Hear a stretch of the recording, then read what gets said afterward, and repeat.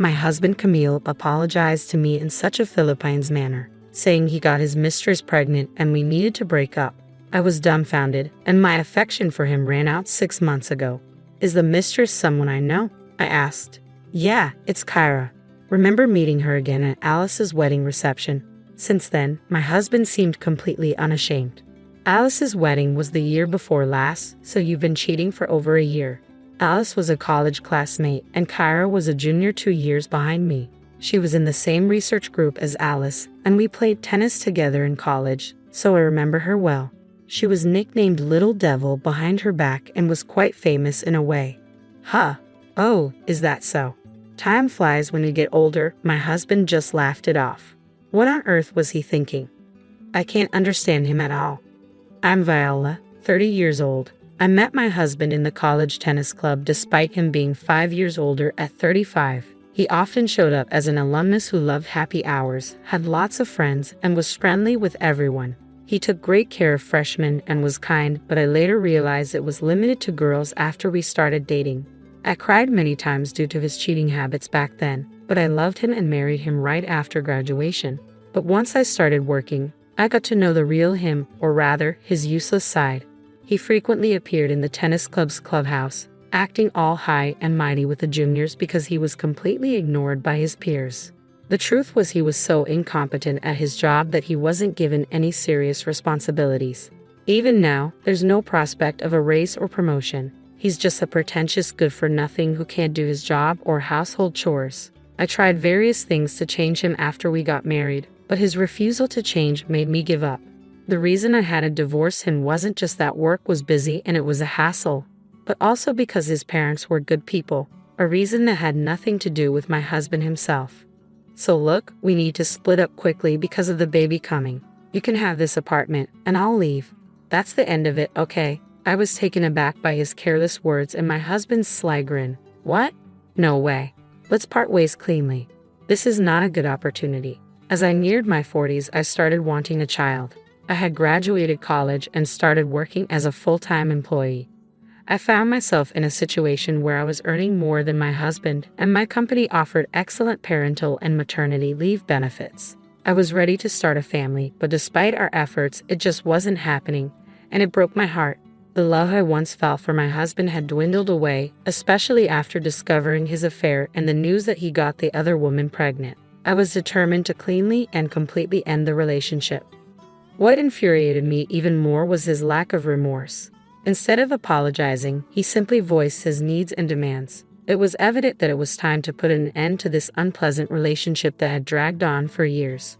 We would involve a lawyer, ask for compensation, and divide our property.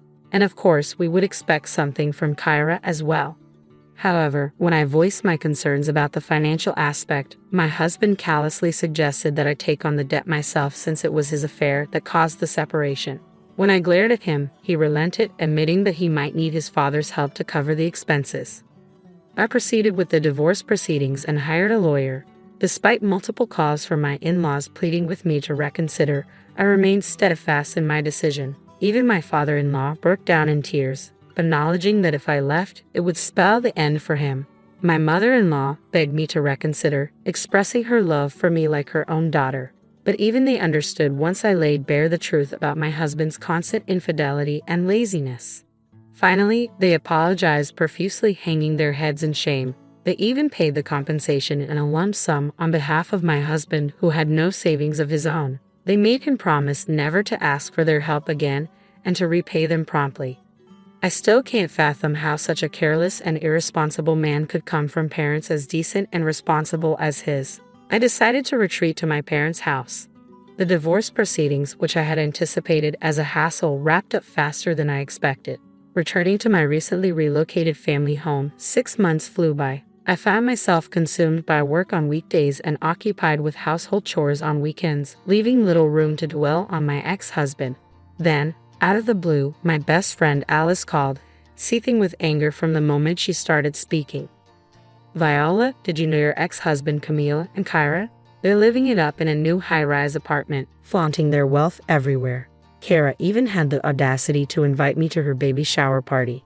The presents alone cost over $100, and there's a $100 participation fee. It's outrageous, isn't it? She exclaimed. I was taken aback by the news.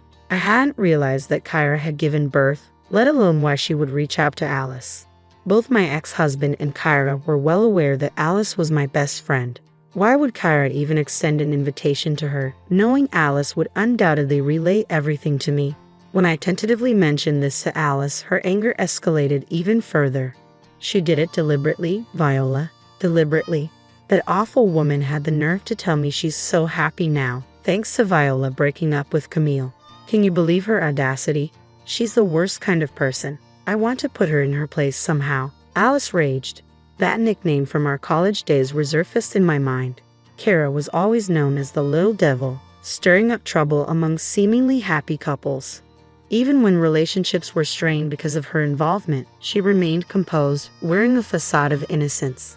If a couple splits up just because someone else shows interest, it wasn't true love to begin with, right? They would have broken up eventually anyway, so what's the harm? She'd say, her words dripping with sugary sweetness, all the while smirking knowingly. I felt a pang of pity for Kyra, realizing she might never have experienced genuine love. Despite this, I knew better than to involve myself with her, so I made the conscious decision to keep my distance, at least for the time being. Kara didn't matter much to me. There was something else that demanded my attention. Alice. There's only one newly constructed high-rise apartment building, right? Have you heard anything about them moving in? I asked Alice, seeking any information she might have. I've never met them, Alice quickly replied, but apparently it was very recent. They'd been boasting about securing a spot. Fortunately, someone who had bought one of the units had to relocate for work and put it back on the market without moving in. Ah, that makes sense, I nodded, processing the information. So, your moving day is Sunday, right?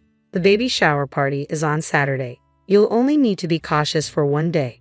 There are multiple elevators, and they might use different entrances. You're right, we haven't crossed paths so far, so it should be fine. Alice concurred. We live together, but unexpected situations can still arise. As fate would have it, an unexpected situation did indeed unfold on Saturday. While waiting for the elevator on the first floor, I found myself face to face with my ex-husband and Kyra as they stepped out of the elevator. Hey, Viola, what are you doing here? My ex-husband spoke first, with Kyra chiming in. Viola, are you here to celebrate with us? You must be eager to see our adorable baby, aren't you? Kyra's voice was cheerful, her smile radiant, but her eyes betrayed a different story. They held no hint of amusement. What?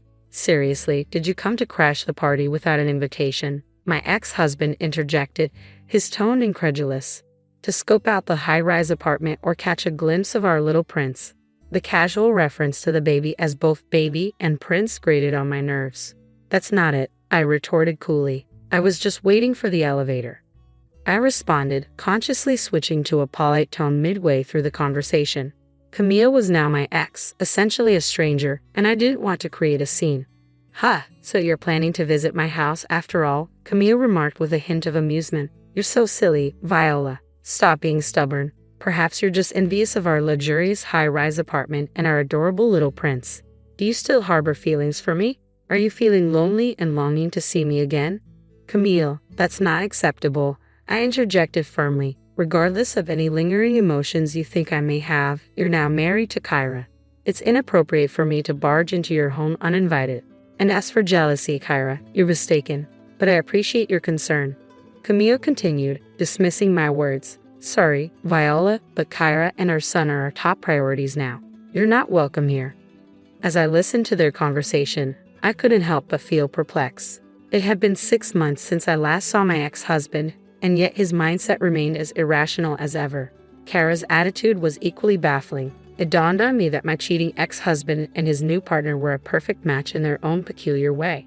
Reflecting on it, I regretted wasting my precious 20s on Camille. I'm utterly ashamed of my past with Camille, wishing to bury those memories deep in darkness. If only I had ended things sooner without making excuses, I wouldn't have to endure this nonsense from my ex-husband and his partner. My words seemed to strike a nerve with Camille, who retorted, What's that? You're really lacking charm. Learn from Kyra. Even her jealousy is endearing. She's just given birth, yet she still takes the effort to look stylish for me. Don't you find her admirable? Not at all embarrassed. I replied calmly. I was simply going to the grocery store. I was dressed in a plain white t-shirt and jeans, clean and presentable. That's the problem. I grew tired of your simplicity. Camille snapped. Enough already. We have nothing to do with each other. Just go home. Annoyed by his dismissive tone, I retorted, actually, this is my home. Seeing their disbelief, I had to explain. I've been living with my parents in this high-rise apartment for 6 months now. My father was approached by salespeople when talks of selling the land he owns arose. They suggested that living in a high-rise would be more convenient, especially as he's getting older. While it's not entirely our land, we received a substantial sum from selling it. During negotiations, we were able to move into one of the higher floors for much less than market value. Camille was taken aback. You're landowners with that much money. If I had known, I wouldn't have agreed to the divorce. Give me back the compensation money. There's no need for a property settlement, I replied firmly. The compensation was a result of your affair, and the property settlement was a matter between us as a married couple. As I spoke, I noticed Kyra mumbling to herself, her silence speaking volumes. I caught it. I can't believe Viola is living in a high-rise. I thought I had totally won, Kyra exclaimed, shooting me a glare. But Viola, you don't have a baby or a loving partner, do you? I haven't lost yet. Look, Kyra, I was never competing with you, I replied calmly. In fact, I'm thankful to you for giving me the opportunity to break up with Camille. Oh, and I'm moving out of my house tomorrow, so I don't think we'll see each other again. What? Why? You just moved into a high-rise, they both exclaimed in surprise. I shrugged, explaining, maybe it's a matter of different values. It just wasn't a good fit for my family. I found living in a high-rise unsuitable for hanging laundry outside. There are no balconies on the higher floors for safety, and only some windows can be opened. It wasn't suitable for my mother and me, who preferred drying laundry and bedding in natural sunlight and wind without using a dryer. Plus, the intense sunlight made it too hot even with the air conditioning on. The building also shakes quite a bit during even a magnitude 3 earthquake. It's designed to sway to prevent collapse, and the higher floors shake more. It was terrifying. Most stressful of all was the daily elevator ride. It gets crowded during the morning commute, and it takes time since it stops on each floor. The advertised 3-minute walk from the station felt much longer in the elevator. We were too bothered by the drawbacks unique to high-rise living, so we decided to move to a regular house with a garden. After all, luckily, our apartment sold quickly at almost the same price we bought it for. As I finished explaining, both my ex-husband and Kyra grinned. So we'll never see each other again. So, a high-rise wasn't suitable for commoners like you. It's more suited for an elite celebrity family like mine, Kyra remarked sarcastically.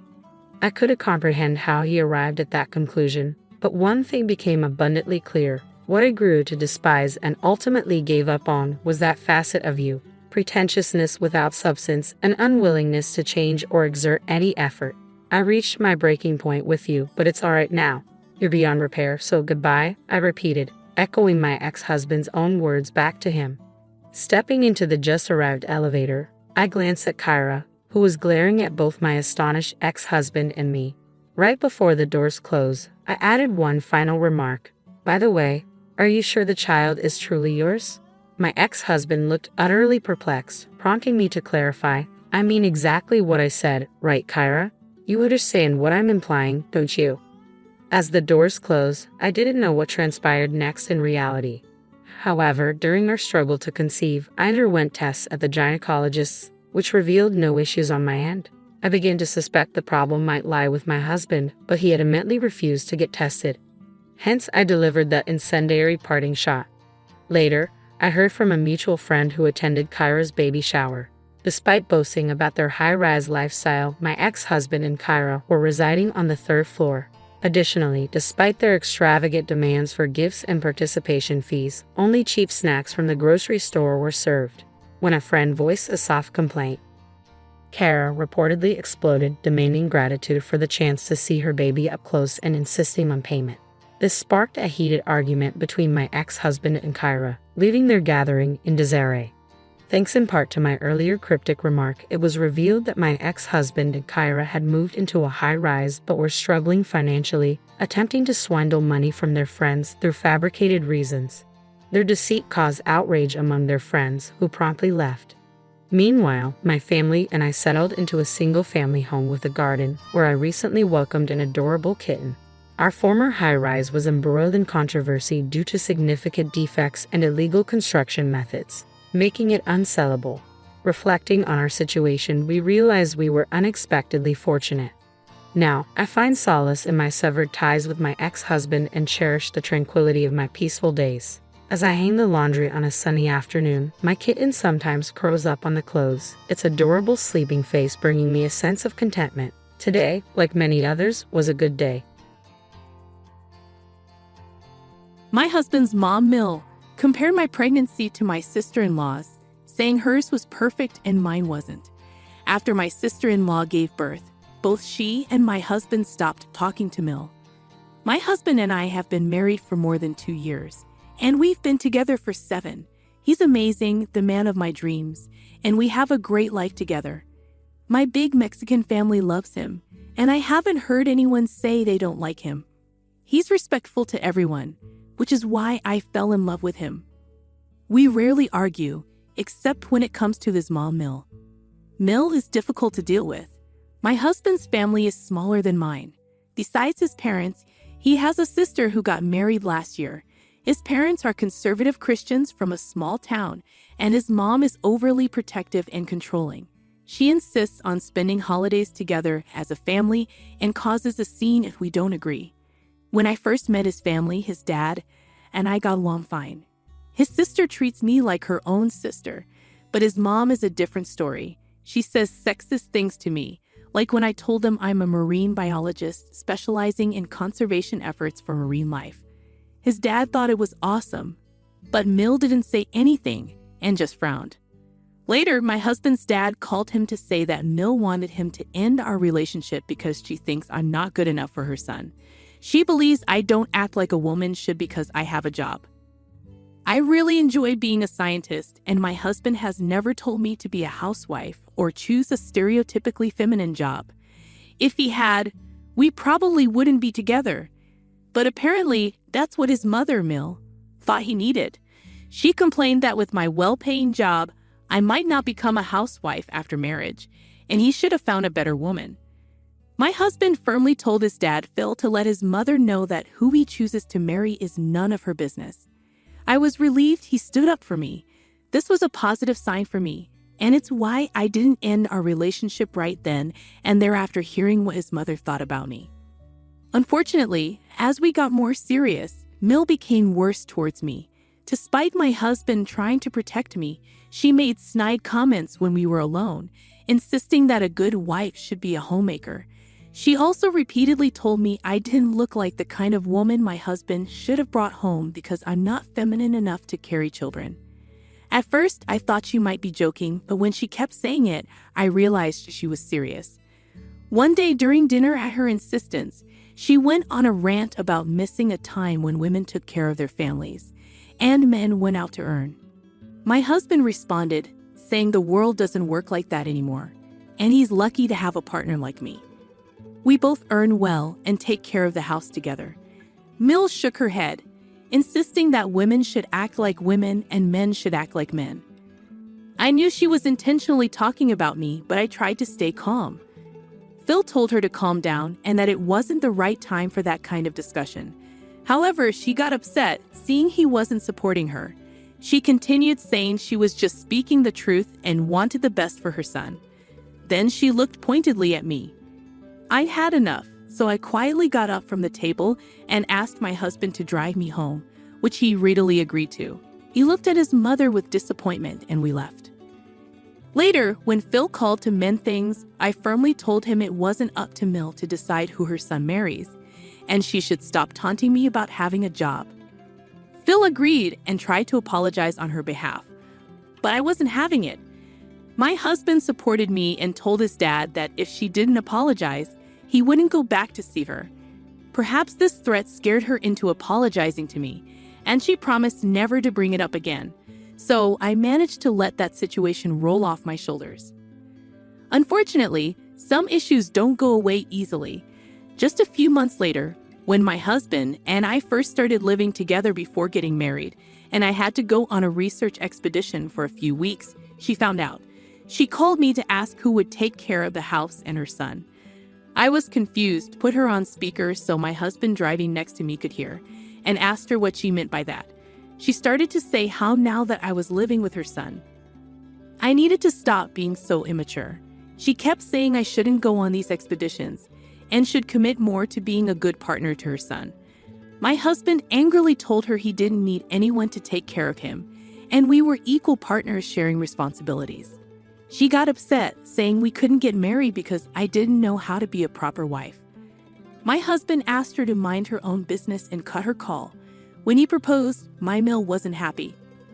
She was even more upset when she learned we wanted a small wedding due to the expense and our plans to move into our own place. I decided to invite only close family members, with plans for a celebration with others later. But Mill argued with my husband, wanting to invite all her friends. When he asked if she would pay for their plates, she got offended, saying we both earned well and should be ashamed to ask. We stuck to our decision for a small wedding, making it clear she'd be responsible for any uninvited guests she invited. During the wedding, she loudly complained about everything and made it clear she hated my wedding gown. I ignored her because I didn't want to be hurt by her mean comments. My sister tried her best to keep Mill away from me for the rest of the evening. Last year in mid-April, we found out I was pregnant, which was great news since we had been trying for some time. We waited until I was around 9 weeks pregnant to tell our close family and friends. My Mill was upset she wasn't the first to know. She called me, saying she had every right to know first, and she was disappointed in me.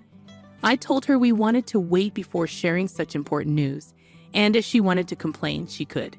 She could feel free to call my husband, as I was in no mood to listen to her lectures about what a good woman should do. Just a month after I announced my pregnancy, Sil told us she was pregnant too. We were shocked yet pleased, knowing there would be a new addition to our family. Sil wasn't married but had a serious longtime boyfriend whom we had all met. I knew Mill would make a big deal about Sil's pregnancy before marriage, which she did. My husband supported his sister, and eventually, Mill accepted it. Phil was emotional and happy to have 2 grandchildren. Sil and I started spending more time together since we were simultaneously pregnant. We leaned on each other for advice and companionship during this magical yet challenging period. While shopping for our babies and deciding on nurseries, Mill started constantly comparing our pregnancies. She turned it into a competition, saying Sil was better equipped to be a mother since she had always been a homemaker, unlike me with a job. Sil and I were bothered by her remarks. During my gender reveal party, I asked Sil to find out the baby's gender from our doctor to prepare the envelope. She did the same for her party. Mill became furious, having a meltdown, accusing me of taking away her grandchild by not allowing her to organize the gender reveal. She insisted my husband should put his foot down so she could be more involved. My husband didn't like how she was speaking to me, so he told her to leave or be permanently cut off from our grandchild's life. She made a scene, crying and insisting she wanted the best for her grandchild, but eventually left. Later, Phil and Sil called concerned about her behavior. We had to explain everything. Sil was shocked and urged me to rest, given the stressful situation. I was distressed after my Mill's screaming episode during Christmas. My husband told her we wouldn't be coming because I couldn't travel long distances due to my condition. She got upset, accusing him of straying away from the family, and hung up when he refused to change his decision. We hoped she understood, but a week later, she texted asking us to be at her place at 4:00 p.m. My husband reminded her about our earlier conversation, but she called screaming again, claiming he had no right to avoid family and accusing me of deterring him. My husband stood his ground, and she started yelling about him needing to control me. I began realizing how controlling and toxic Mill was becoming. I shared my concerns with my husband and Sil, and they agreed she was crossing the line. However, dealing with their mother was exhausting. When it was time to give birth, we didn't have time to inform anyone as I went into preterm labor at 33 weeks. Our baby boy was born at 34 weeks via an emergency C-section. After confirming our well-being, my husband announced our son's birth in the family group chat and informed my family. Everyone congratulated me, But Mill had another meltdown for not being told about the labor and birth. She texted us, insisting she should have been in the delivery room, watching her grandchild come into the world.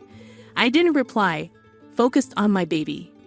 When we announced his name, she called my husband, crying that it sounded too Mexican.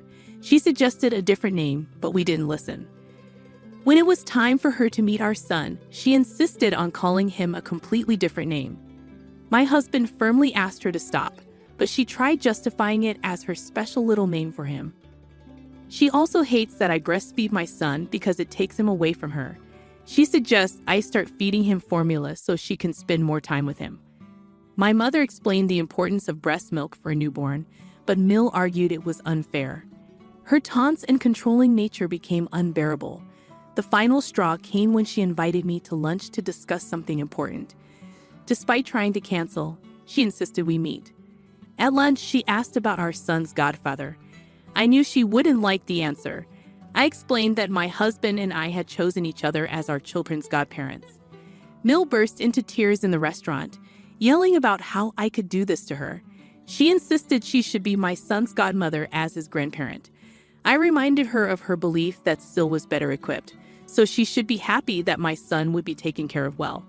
She argued only she could be trusted and demanded to be his godparent.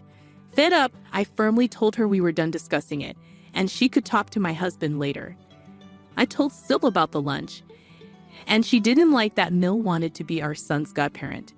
My husband, too, couldn't understand Mill's behavior and ignored her calls. Last week, Sil gave birth to her daughter, and she asked me to be in the delivery room for support. I happily obliged, with my husband and mother caring for our son at home. After Sil gave birth, I made sure her boyfriend took over the duties.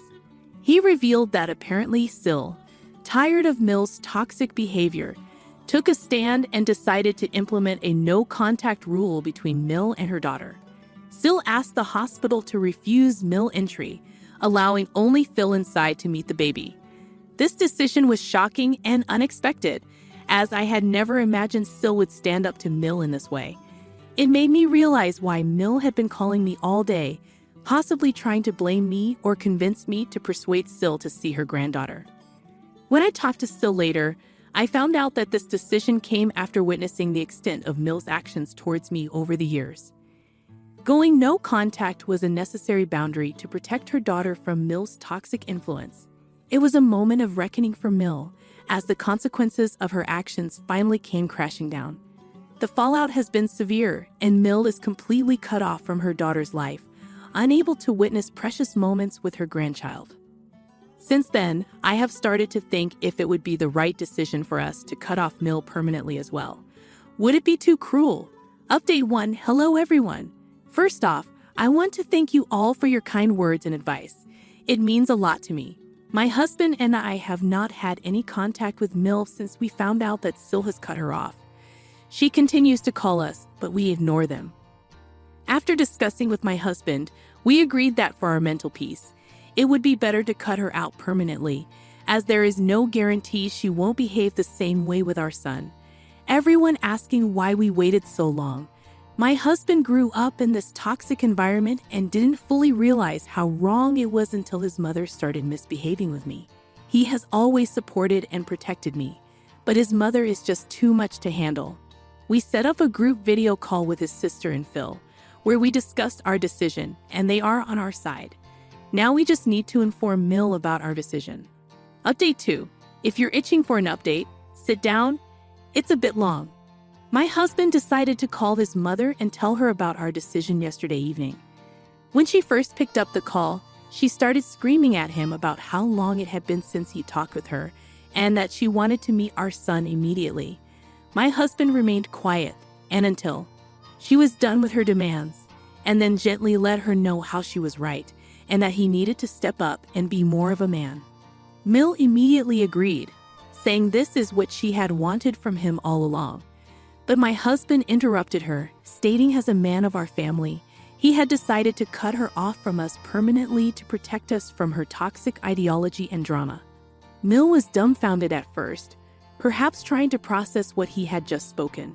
When she understood the severity of our decision, She started saying she was coming over to meet us and that nothing could stop her from meeting her grandson.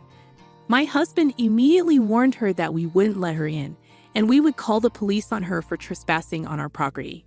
She then started screaming, claiming it was probably my decision and that I was tearing the family apart. My husband told her to think whatever she wanted, but he was done with her. She continued to scream, saying this is why he should have never married a woman like me and that she knew I was bad news all along. Naturally, my husband got angry. He reminded her that we were not the only ones cutting off contact, and still has done the same thing. So the issue is clearly her, and she needs to start accepting that. Mill, as usual, kept arguing back, claiming I had polluted the minds of everyone and successfully taken her children away from her. Exasperated, my husband told her if she wanted to blame someone, she should blame herself for being bitter and racist. He said everyone was just done with her, and she needed to come to terms with her own actions. This shut my Mill up, and he blocked her after their conversation. I have done the same. I've also informed my family about the situation and not to pick up Mill's calls for now. I feel bad for my husband and Sil for not having a supportive mother, but I'm also glad that I won't ever have to go through such shitty situations ever again. Update 3. It's been 2 months since my last update, and I'm happy to share that our son is doing well. S and I continue to remain close, meeting regularly for playdates with our babies. It's adorable to see how they are bonding, and I hope they continue to be each other's best friends as they grow up. Another happy update is that Sil is finally getting married to her baby daddy, as we all knew she would. Now, on to the main update. We continue to have no contact with Mill. For those concerned about our safety, don't worry, we have cameras installed everywhere, and we changed our locks. There's no way Mill can disturb us. I doubt she will ever confront us publicly, since many people know exactly why we cut her off, and she must be embarrassed. After we cut off all contact, she did try to persuade Phil to talk with us, but he refused and let her know he was getting sick of her too. I guess when her own husband told her this, it might have finally made her think. A few weeks later, she asked Phil to tell us how sorry she was for everything she had done to me. I doubt she genuinely feels apologetic, which is why we continue to not talk with her. Until today, Phil and my family continue to visit us and bond with our grandchild, which is how it's going to be in the near future. Mill got really upset at my baby shower. She insulted me and tried to name my baby, but things got out of control and she ended up getting arrested. I'm 29, married to my amazing husband, Gary, and we're expecting our first child. Gary and I have been together for a long time, got married 4 years ago, and we've been trying to have a baby since last year. We were overjoyed when we found out about my pregnancy 6 months ago. We faced life's ups and downs together, and the news of our little one has brought so much happiness to our relationship. Every day brings us closer to meeting our baby, and we can't wait. Pregnancy has been a mix of emotions, from the excitement of finding out to feeling the baby kick. Gary has been my support through it all, attending every doctor's appointment, reading parenting books with me, and helping set up the nursery. We're fully in baby mode now, discussing names, decorating the nursery, and making plans for the future. Gary is thrilled to be a dad, and his enthusiasm warms my heart. We're sharing the preparations for the baby and facing the challenges and fun parts of pregnancy together, enjoying every moment. 2 months ago, we decided it was time to share the exciting news with our family. After making sure we passed the crucial first trimester, we invited our parents, close family, and friends for lunch. They were expecting a regular lunch, but when they noticed my growing stomach, their expressions changed to joy and amazement. My mother even started crying when she saw me and confirmed the pregnancy. My mom understood why we kept the pregnancy a secret and was happy to be a grandmother soon. However, Gary's mom, Barbara, had a different reaction. Instead of sharing our joy, she got angry when she found out we kept the pregnancy hidden. She felt left out and accused me of excluding her on purpose. Even though I tried to explain, she stayed mad and wouldn't talk to me. This put a damper on what should have been a joyful family occasion. Throughout the night, Barbara ignored me and even disrespected my mom, who had always been kind to her before. Barbara seemed upset, buried in her phone while everyone else talked. She openly told everyone how she had no idea about my pregnancy, making her feel like she missed out on time with a grandchild who wasn't even born yet. My husband and his brother noticed Barbara's frustration, and as tension grew, I reached a breaking point. I stepped out to gather myself, and my mom comforted me until I could return. At the end of the night, Barbara made a point of saying goodbye to me last, barely exchanging more than a quick greeting. Later, my husband walked them to the car, where they had a loud argument that I could hear from the foyer. Barbara used the opportunity to complain about me, making the situation even stranger. Luckily, all our guests had left by then. It was just my parents, Gary, and his parents left. Barbara angrily confronted Gary, expressing disbelief that I had the audacity to keep the pregnancy a secret from her, claiming I didn't consider her family. My husband calmly explained that we waited until it was safe to share the news, but Barbara started yelling. Their conversation went like this. Barbara, this is our grandchild. I deserve to know from the beginning. Gary, Mom, it's not about deserving. It was a decision we made together. We wanted to be cautious. Barbara, cautious? I am her mother-in-law. She should have trusted me. This is all her fault. My husband lost his temper, telling his mother it was their decision, and if she blamed me, she should blame him too. He asked her to stop attacking me and leave to cool off. Barbara stormed away, leaving my husband visibly frustrated and disappointed. I didn't realize tears were streaming down my face. Gary comforted me and guided me back inside. My parents stayed back, sensing the tension until I felt composed. Barbara didn't stop there. Later that night, I got a message from her. Anxiously, I read it, and it said, I must say I am deeply disappointed in you. You knowingly kept a significant piece of information from me, and I find it absolutely unforgivable. I can't believe you would rob me of the joy of knowing about my grandchild from the very beginning. This is not how a family should operate, and I find it disrespectful and hurtful. Instead of apologizing for your immature action, you are causing a divide between me and my son. Shame on you. Her words cut through me, and I felt a mix of anger and hurt. I showed the message to Gary, and he was furious. He couldn't understand why his mother would react so negatively and blame me. Gary decided to call her, warning her not to send such negative messages, as it might distress me further. He even threatened to cut her off if this behavior continued. Gary's words and angry tones seemed to have an impact on Barbara. Faced with the possibility of being cut off, she changed her tune. Instead of acknowledging her own role in the conflict, she proposed a solution. She claimed the only way she could forgive us was if we allowed her to throw us a baby shower. This sudden turn of events left us surprised and skeptical about her motives. She pleaded how nothing would bring her more joy than to throw a grand celebration for me and her grandchild, taking care of everything. Gary looked at me curiously, but I remained skeptical. Barbara's sudden change of heart seemed more like a tactical move to regain control and assert her dominance, rather than a genuine attempt at reconciliation. Despite my reservations, Gary, always wanting to find a middle ground and keep the peace, entertained the idea of accepting her offer. I expressed my concerns to Gary, stressing that accepting her offer might only fuel her belief that her behavior was acceptable. Gary understood my perspective but hoped that allowing his mother to throw a baby shower could be a way for us to mend fences before the baby arrived. I reluctantly agreed, and Gary informed his mother to go ahead with the planning for my baby shower. She was overjoyed and expressed her gratitude for allowing her to take charge. Despite entrusting her with this responsibility, I assumed there would be some level of collaboration where she would seek my input and consider my preferences for my own baby shower, with the event still a month away. I expected more detailed planning for my baby shower in the coming week. To my dismay, my mother-in-law went rogue, taking charge of everything without consulting anyone, including me. When my mom tried to discuss the baby shower with her, my mother-in-law simply said everything had been decided, and it would be a surprise for me. The lack of communication and consideration left me feeling disheartened and frustrated. On the day of my baby shower, the air was filled with a mix of excitement and tension.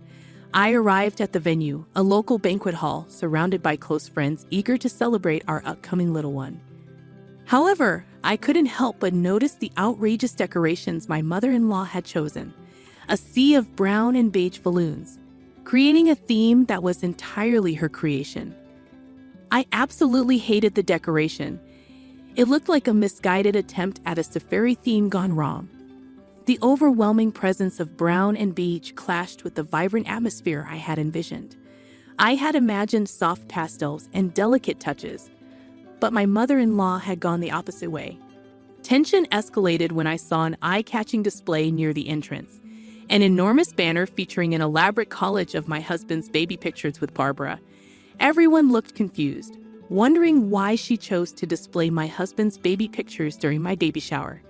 She laughed it off, saying she expected our baby to look exactly like my husband, and she was proud of how cute he was as a child. I stared at her, trying to comprehend if she had lost her mind. It was clear she was determined to make the day more about her experiences as a mother than about the imminent addition to our family. As more guests arrived, their expressions ranged from confusion to polite discomfort. Looking around the room, the sea of brown and beige balloons, coupled with the towering banner showcasing my mother-in-law and my husband, created an ambience far from the elegant and joyous atmosphere I had envisioned for my baby shower. I exchanged apologetic glances with some of my friends who clearly shared my sentiment. When my mother walked in, her eyes widened in shock as she observed the horror my mother-in-law had unleashed upon the venue.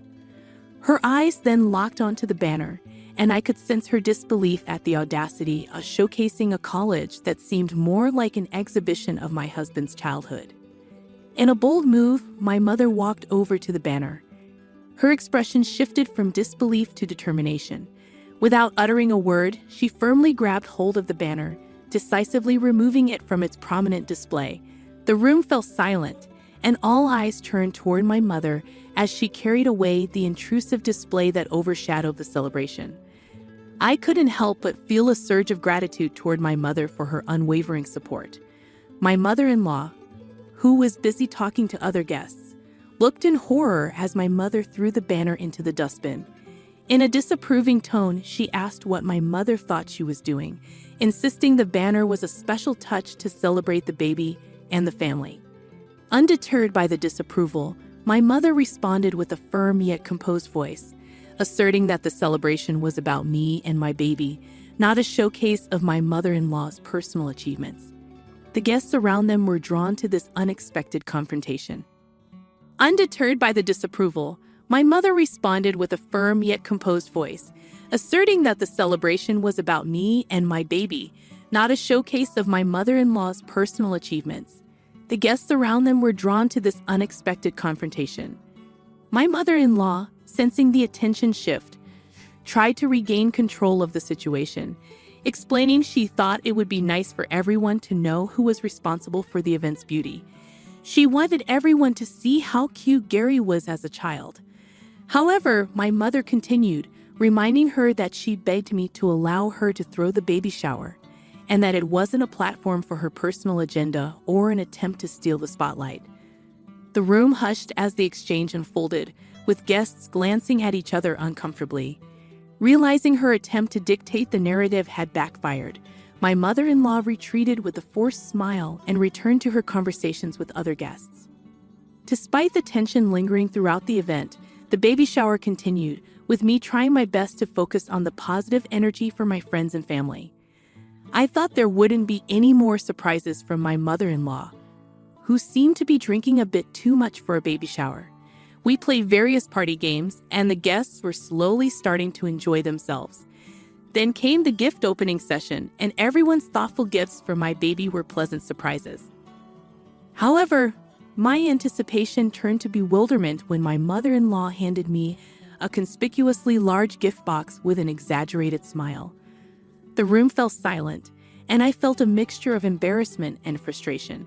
My mother looked at her angrily, and the guests exchanged awkward glances, unsure of how to react. Trying to diffuse the tension, I mustered a weak smile and thanked her for the thoughtful gift, suppressing the urge to roll my eyes. The situation escalated during the cake-cutting ceremony. My mother-in-law had ordered an extravagant tiered cake with over-the-top decorations. She made a big show of it, clinking her glass to make everyone look at her. Wondering what she was up to, we all looked at her curiously and waited for her to speak. Barbara then announced that she had come up with the perfect name for our baby girl. Keep in mind, we hadn't even settled on a name ourselves. She proudly declared that the baby would be named after her great-grandmother, with a name that seemed straight out of a Victorian novel. I was shocked and a little irritated that she assumed she had the naming rights. I stepped in politely, explaining that my husband and I wanted to pick our baby's name together. It was a decision we wanted to make as parents. However, my mother-in-law wasn't having any of it. She insisted she had the perfect name, and if I were a good daughter-in-law, I should accept it, given the money she had spent on the baby shower. I was shocked at her sense of entitlement. I firmly stated that only my husband and I had the right to name our baby. Regardless of who hosted the baby shower, this decision was ours alone. That's when my mother-in-law started yelling at me in front of everyone, claiming, I found myself in an extremely difficult situation as my mother-in-law, Barbara, became increasingly aggressive and disrespectful at my baby shower. She insisted that she should have the right to name my baby and criticized my upbringing, claiming I should be thanking her instead of denying her this supposed right. Barbara grew more and more aggressive, pointing her fingers at my face. My mother stepped in as a shield, but Barbara continued to shout, asserting herself as the actual mommy of my baby, claiming that she gave birth to my husband and it was his sperm that impregnated me. Her words were truly disgusting. Despite my mother's attempts to stop Barbara's nasty comments, she just got angrier, insulting me and claiming my mom did a terrible job raising me. It was clear she had too much to drink and trying to talk sense into her was pointless. The situation was getting worse, making everyone uncomfortable. Realizing the escalating situation, I decided I had endured enough humiliation. Trying to salvage some dignity, I walked out with the gifts my friends had generously brought, leaving behind the present my mother-in-law had given me. However, in her intoxicated state, Barbara snatched the gifts back from my hand and tossed them to the ground, accusing me of being ungrateful and a witch who was coming between her and her son. The tense atmosphere drew more attention, and I noticed some people starting to film the incident. To contain the chaos, I asked one of my close friends to politely request people to leave the event. Undeterred, Barbara continued hurling nasty accusations, creating a scene that no one could have anticipated. Frustration turned to anger, and as a last resort, I decided to call the police to remove her from my vicinity, as I was starting to feel extremely unsafe with her aggressive behavior. Yes, you read that right. I had to involve the police at my own baby shower because of my toxic mother-in-law. When the officers showed up, Barbara went into full drama mode, pointing fingers at me and painting me as the mastermind behind the chaotic event. The cops, thankfully understanding, attempted to reason with her. However, being drunk, she resisted their efforts and even started yelling at the police, which didn't work in her favor. The situation escalated to the point where she was arrested on the spot. I left the event with my mother and close friends, all of us shaken up by the unsettling incident. Since this incident, my husband and I have been dealing with the fallout. My mother-in-law is on a full-blown guilt trip, playing the victim card and garnering sympathy from some family members who were not present at the baby shower because they don't live in the same city. My husband, although he understands why I called the cops, thinks I took it a bit too far. He believes that I could have called him or his father for help. So Reddit, am I wrong for calling the cops on my mother-in-law for ruining my baby shower and pretending to be the actual mommy of the baby? Update 1. I am overwhelmed with the response I have received since deciding to post about my baby shower. I would like to thank everyone for supporting my decision to call the cops. I had never witnessed such an aggressive reaction from my mother-in-law before, and the level of aggression she displayed at the baby shower left me genuinely concerned about the possibility of physical harm, especially considering the potential impact on my unborn child. Since the incident, every guest who attended the baby shower has reached out to express their support. Some of them have even shared recordings of the entire debacle, which I intend to show to my husband. My plan is to have a serious conversation with him in the coming weekend about the future with his mother. Update 2. I showed the recording to my husband. As mentioned earlier, my husband and I found ourselves sitting down for a serious conversation about the events that had transpired.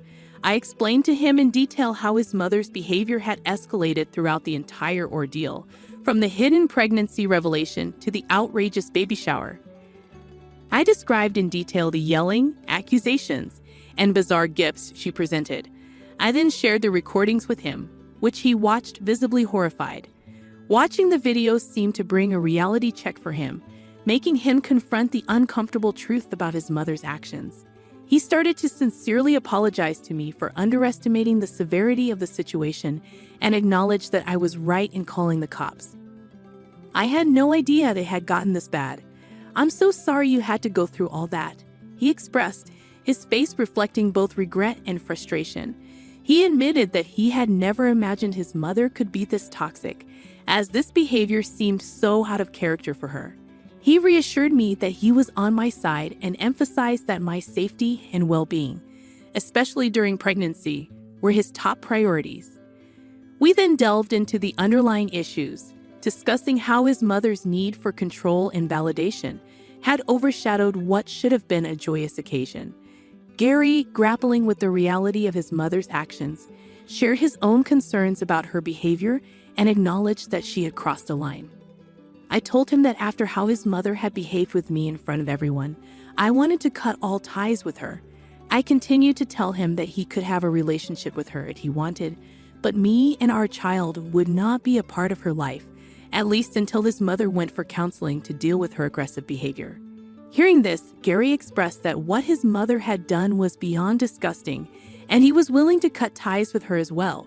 I assured him that he did not have to do any such thing, but my husband insisted that his mother had disrespected me and therefore did not have the right to be in our lives anymore.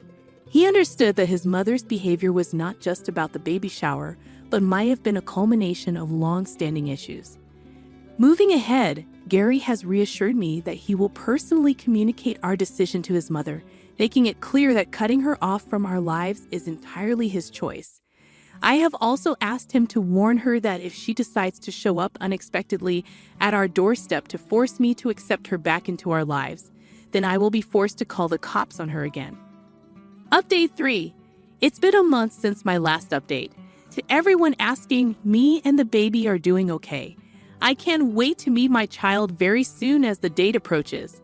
Since my last update, we have ceased all communication with Barbara. Gary had a conversation with his parents, and his father assured him that he would take the necessary steps to ensure that my mother-in-law understands the boundaries we've set and respects our decision. In the aftermath of cutting ties with Barbara, our lives have experienced a noticeable shift. The absence of constant drama and toxicity has brought about a newfound sense of peace and tranquility in our household. Gary and I are now able to focus on preparing for the arrival of our baby without the looming cloud of Barbara's disruptions. The support we receive from friends and family has been invaluable during this challenging time. My parents and my close friends have been pillars of strength, offering their encouragement and understanding.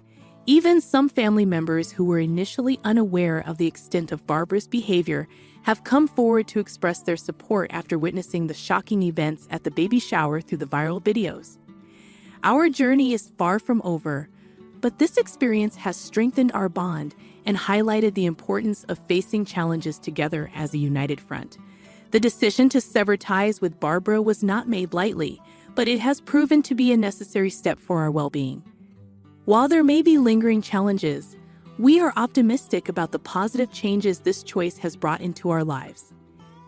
As we eagerly await the arrival of our little one, we are determined to build a loving and supportive family environment that prioritizes the well-being of both parents and child.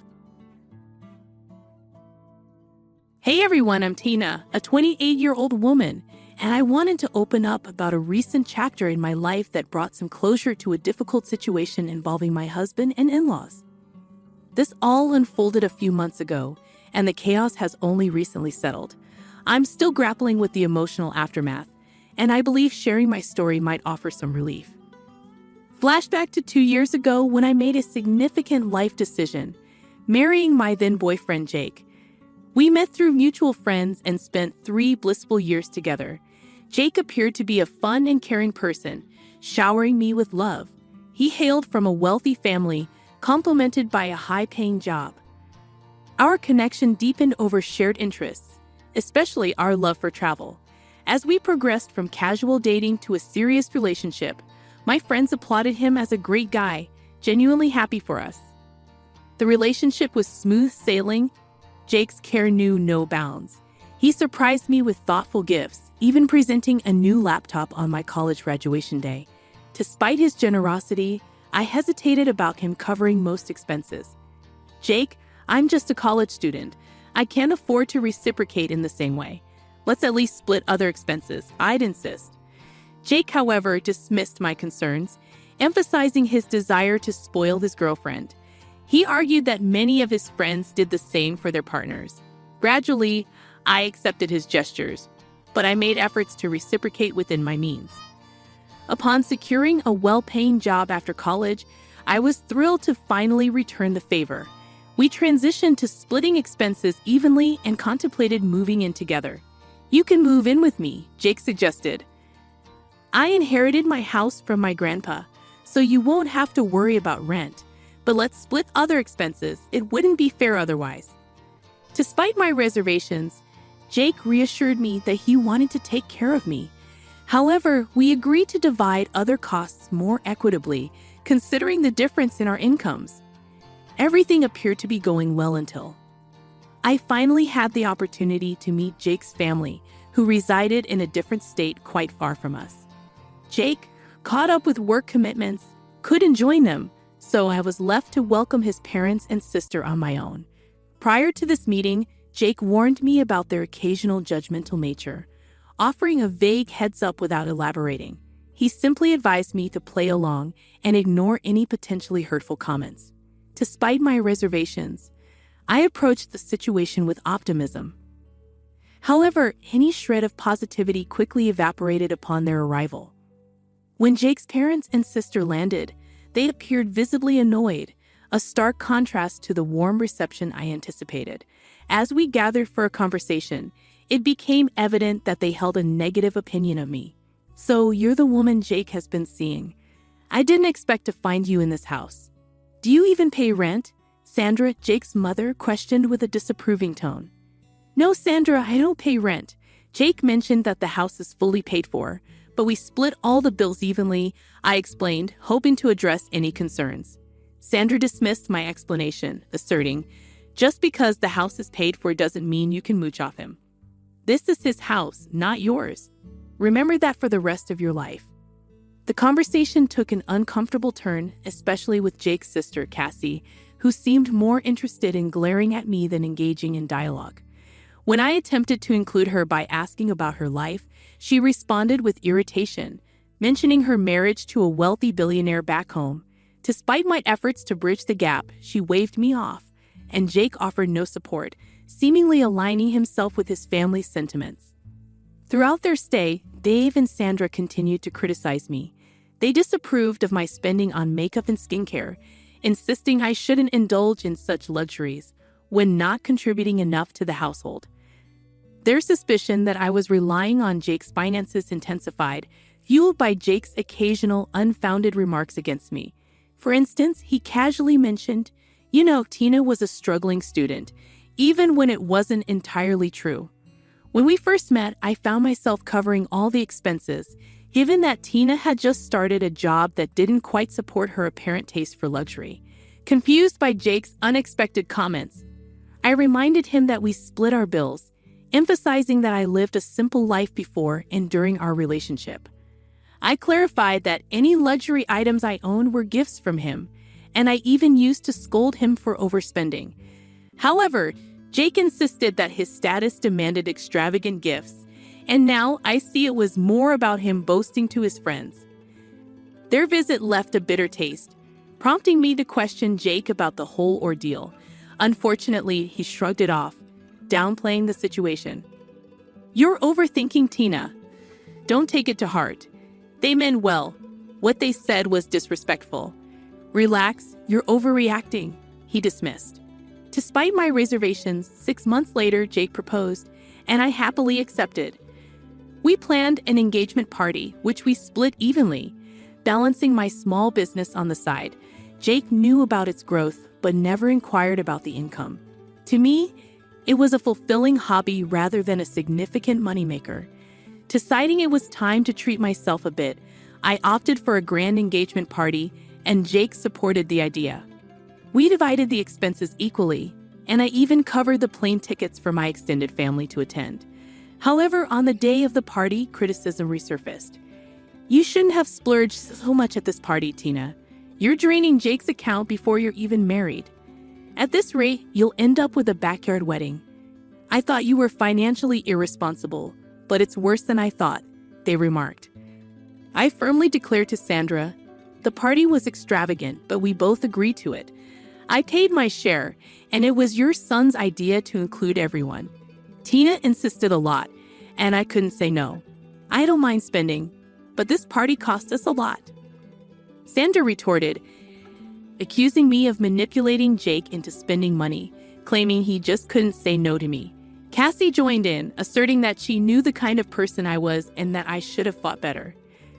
Frustrated, I excused myself and sought a moment of respite on the venue's lawn, only to find Cassie and her husband Jim laughing at my expense. It felt like my engagement party was unraveling, with Jake oblivious to his family's judgments. Most of his extended family assumed I was jobless, painting me as a dependent fiancé. My mom, perceptive and protective, noticed my distress and approached. Aware of how hard managing finances could be as a single parent, she urged me to reconsider the engagement, pointing out the ongoing mean comments from Jake's family. After the party, I confronted Jake about the situation. He dismissed it as a joke, expressing his love and stating he didn't care about financial matters. However, I reiterated my desire to contribute, especially towards rent, but he brushed off the suggestion. Wedding planning brought more stress, with Jake's parents criticizing my choices and accusing me of bankrupting their son. I defended myself, stating that we were all contributing to the wedding, including my mom. Sandra's response was harsh, accusing me of robbing her son and insinuating that they expected us to empty the bank account for the wedding as well. I calmly addressed Dave's concerns. I'm not asking for money, Dave. I'm simply letting you know that we can pay for this wedding just fine. On the day of the wedding, Cassie continued her comments on my dress and makeup expenses, despite my clarification that my mom covered those costs. The ceremony proceeded smoothly, but during the reception, Sandra and Dave couldn't resist bringing up my spending habits and accusing me of bleeding their son dry. Despite their negativity, I chose to keep quiet to prevent them from spoiling my special day. After a few months, Jake received a significant promotion at work, and he wanted to celebrate with a big family dinner. I was thrilled for him and decided to make the dinner extra special by offering to cover all the expenses. I want this dinner to be extra special, Jake. I'm extremely proud of you, and I want to give you a treat. I've decided to pay for the dinner party completely, I enthusiastically told him. Jake was delighted by my gesture, and I explained that my business was doing well. I had a salary from my job, and I recently gained access to a trust fund from my paternal grandfather. I planned the entire event, ensuring everything was perfect for the celebration. However, when his family arrived, they were visibly displeased with the preparations. Despite positive feedback from others, it soon became evident that his family had issues with the celebration. During the speeches, Sandra stood up and loudly declared, I thank everyone for gathering here to celebrate my son. He's incredibly hardworking and generous. He deserves this promotion completely. However, his luck just ended there. It's sad that out of all people, he was shackled down by a gold digger. I wish he had the foresight to see what his wife is. Then he wouldn't have to work so hard to fund her luxury life. It's now clear to everyone that his wife is a big spender. From the engagement party to this dinner, she pretty much emptied his accounts. Feeling the weight of the accusations and insults, I took a deep breath and responded, I feel sorry for my poor boy. I'm glad he had Tina sign the prenup before the wedding. At least some of his assets would be saved. Sandra continued, complaining about her wife's spending habits, expressing relief that she earned enough to keep a trophy wife. Jake joined in, agreeing that he couldn't spend money on himself because there was none left. He remarked that marrying Tina was a mistake, contrasting her with Jim's hypothetical reaction to a gold digger. In shock and frustration, I couldn't hold back any longer. "Do you guys think I am a gold digger?" I asked incredulously, to which Jake added, "Your lifestyle is quite damaging to my bank account." Feeling hurt and misunderstood, I decided to address the accusations head-on. "Since I am such a gold digger to you, let me just show you my bank balance. I guess that will clear things up for you," I declared, revealing my financial standing to everyone. The response was disbelief and accusations. "Did you steal my son's money?" Sandra accused, while Jake questioned, "She must have stolen from you." Frustrated, I clarified, "I don't need to steal money from your son. This is all my blood and sweat. Also, I recently got access to my trust fund left to me by my grandfather. I was going to get a bigger house with it and surprise Jake, but I guess that won't be happening anymore." Despite my attempt to set the record straight, Jake suggested, "We can still buy the house. It'll be a lovely gift." However, I stood firm, expressing my refusal to accept a gift after enduring insults from his family. "This is not happening. Your family has been insulting me for too long, and you never once stood up for me. Instead, you made up these lies about how I'm using your money," I asserted, feeling the need to address the long-standing issue. Jake attempted to downplay the situation, claiming I was overreacting. However, I stood my ground, stating, "No, I am not overreacting. All the people here know what your family has been calling me. They were here when you let them insult me during our engagement party." Feeling the weight of years of disrespect and humiliation, I finally decided I could no longer tolerate the toxic environment. I sternly told Jake, I want a divorce. He attempted to plead and explain, but my mom intervened, advising him to keep quiet. "You never defended my girl all these years. It's time she ends this toxic relationship for good," she asserted. We left the party, leaving the shocked attendees whispering amongst themselves. Despite exposing Jake to his extended family, friends, and colleagues, I didn't care anymore. I was done with him.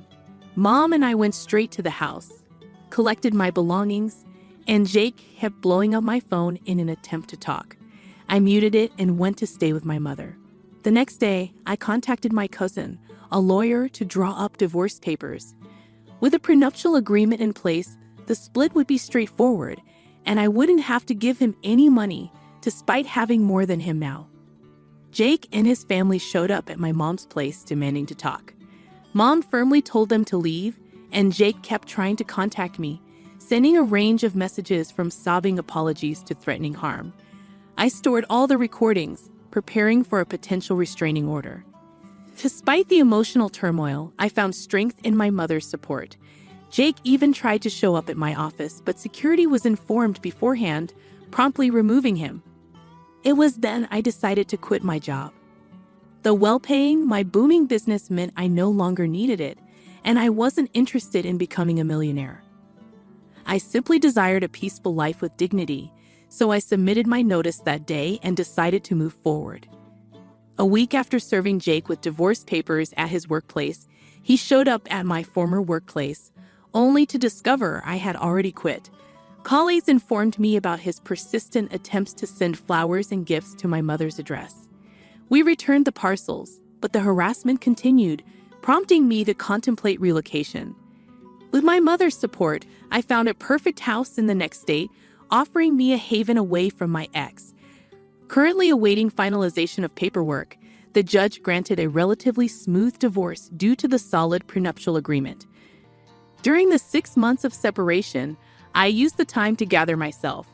Once the divorce was finalized, I promptly moved to my new home, changing my number to escape the relentless spam from Jake and his family. I heard Jake's life was in turmoil, blaming his parents for the marriage breakdown. Professionally, he faced a significant setback, with colleagues avoiding him and seniors displeased with the negative publicity in their close-knit community. His parents resorted to spreading rumors about infidelity, but fortunately, these falsehoods failed to gain traction. On the contrary, my life took a positive turn. Focused on enhancing my business and relishing newfound freedom, I started going out and even ventured into the dating scene. Jake's insecurities made me cautious about committing too quickly, but I remain hopeful that with time, I will heal and find someone who truly cherishes me. While Jake's actions caused me pain, the strength gained from overcoming those challenges has propelled me into a brighter future, full of possibilities